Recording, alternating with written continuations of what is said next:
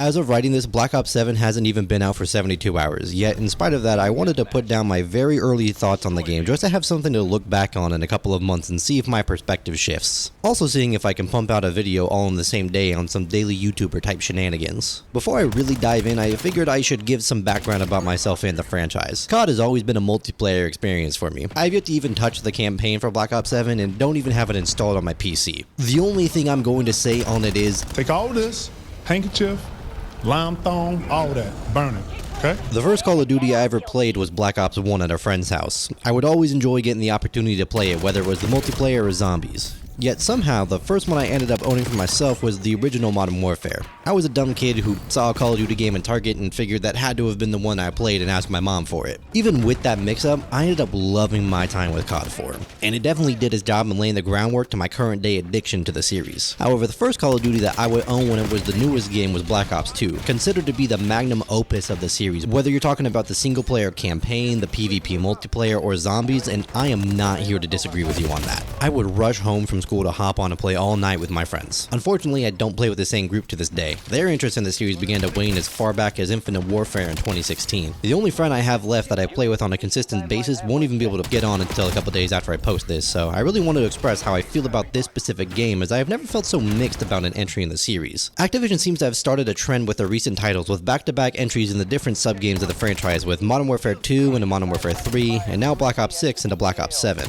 I'll be the first one to argue that you're wrong about how every single game feels and plays the same, as I believe that each of these past 4 years has felt like a radical shift in all different directions. Modern Warfare 2 slowing everything to a halt and making any movement clunky concluded with Infinity Ward's bizarre line of thinking and nerfing the use of the minimap, as it no longer reveals enemy locations, forcing players to listen to audio cues such as footsteps, yet cranking them to such a degree that it's not something you need to learn how to use to your advantage, but something that slows everything down to a snail's pace, as there was hardly any way to flank someone without being heard. This was where I really made the transition from playing normal public matches to strictly ranked, as the strict matchmaking algorithm since Modern Warfare 2019 has effectively turned normal public matches into a ranked playlist, just minus the showing you your rank part. Then there was Modern Warfare 3 that went back to what the series had been doing in the recent years since 2019 by reintroducing slide canceling, but adding attack stance you would enter when sliding, plus remastering every single map from the original Modern Warfare 2. It felt very rushed on launch, but by the end of the year they brought in some incredibly unique maps such as Rio and Six Star that deserve to be remade themselves in a future title and shouldn't be locked to this one entry. Black Ops 6 introduced the so-called Omni movement that lets players slide and dive in any direction, really leaning into the super soldier type of multiplayer environment that Call of Duty has become over the years. And it was the first Black Ops game with the tac sprint movement that Modern Warfare 2019 brought in, where you'll go even faster than a regular sprint for a short bit before going down to the regular sprint speed for the rest of the time you run until the tac sprint gauge resets.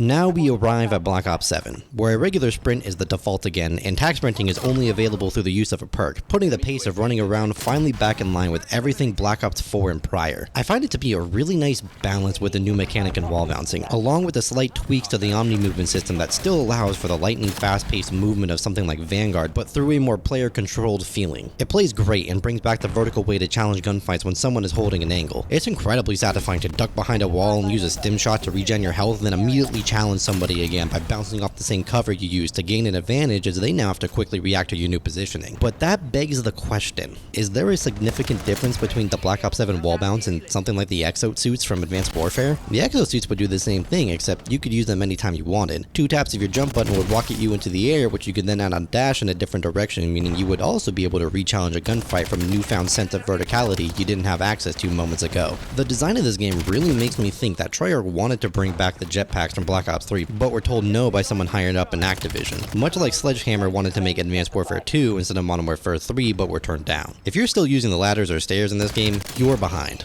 I really do love being able to transition between different layers of verticality so quickly, as it genuinely adds an entirely different dimension to the maps, whether new or old. Express has never felt so fluid, being able to get on top and over the train, down the middle of the map instantaneously, and being able to peek over the mid-square of Raid instead of the only entrance being a funnel that leads to your death. There's a lane on Blackheart that forces you to use the mechanic if you want to traverse it, and I thought there would be more of these throughout Black Ops 7, but it's really only this one location that I I can recall. Potion is another one of my favorites so far, with multiple jump spots that let you maneuver through the map at a much higher pace than if you were to ignore the new movements, such as the windows that overlook the entire middle of the map instead of using the only set of stairs that leads into the room. But even without the context of the new wall jumping, the maps themselves are such a major area of improvement over the past 5 years that I don't even know where to start. This has to be the first time that one of the developers said classic 3-lane maps and actually meant it. It all flows, and whenever you spawn, you're able to choose where to go again with some time to breathe, as the maps are much larger than the Black Ops 6 map set without being anywhere near approaching the monstrosity that was Stonehaven back in Ghosts. Another thing that they actually followed up on was a big reduction to aim assist for controller players. I have always been on controller and never planned to use mouse and keyboard for Call of Duty, and I'm right there with anyone who thinks that the rotational aim assist has gotten out of hand recently, because it undoubtedly has. More than ever, it was starting to feel that the game really didn't aim for you, and this is the first time that aim assist has ever been nerfed in the history of the series that I can remember. With that being said, I didn't really have an adjustment period for it. It all still comes down to hitting your shots and being able to center and quickly adjust your aim, which are skills that one should be able to develop even with the high level of rotational aim assist that was present. If anything, I turned my sensitivity up because now in close range fights you don't have any aim assist, so quickly being able to follow the enemy player is a much bigger deal. The time to kill overall feels inconsistent at times, which I feel is only caused by a couple of things. First, the M15 mod assault rifle is currently a do-it-all gun. Short, medium, long range, it doesn't matter. It has no weaknesses in its game, and can tackle any situation that you throw at it. The SMGs have a really quick damage fall-off ranges from my experience, effectively turning them into shotguns, so I don't know what exactly to make of the meta that's forming so far for the competitive side of things, and can easily see it turning into 4 of the M15s on the map, like how it was 4 of the M4s in Major 1 of Modern Warfare 2. That has plenty of time to change, and it's not long until the first major update to the game, where we will once again start the cycle of battle passes and new skins in the shop. There's already calling cards in the game that, if not just being purely AI generated, are definitely being traced. I think it's downright atrocious that a company as large as Microsoft and Activision Blizzard feel the need to cut costs for a game that is always a top seller and it generates billions of dollars in revenue a year. I don't think I've bought a skin outside of a CDL team since Modern Warfare 2019 anyways. Even then, I can only imagine that if they're already using AI in that base game, they will be using it for things in the shop, so please do not waste your money on those. And if you were one of the people who decided not to purchase Black Ops 7 due to the increased goofiness of the skins that came out last year, I really can't blame you, and will warn you to at least hold off until Christmas time to see if they're setting up a rug pull on the player base after promising they would tone it down. Speaking of rug pulls, there's a growing sentiment online that the strict skill-based matchmaking has snuck its way back into some of the playlists that are marked as having skill be a minimal factor when searching. I'm not quite ready yet to hop on that bandwagon, as after around 10 hours of playtime so far, I haven't had a single game where my ping has gone over 30 that I can remember, and it's usually sub 20, whereas in the games with strict skill-based matchmaking, I'll constantly have latencies as high as 70 and 80 and maybe average somewhere around 40, with less than 20 being reserved for my time to do good games. As of writing, my limb death ratio is a 2.0, which is the highest I've ever had, considering I typically adhere to the run until stuff happens ideology. That's what Call of Duty's multiplayer has been for me, effectively brain rot to have going on while I have a Some Call Me Johnny video going on my phone. Although I think the zombies mode may have gone a bit too far in that direction. To be transparent with you, I was never the most invested in the zombies mode in previous entries.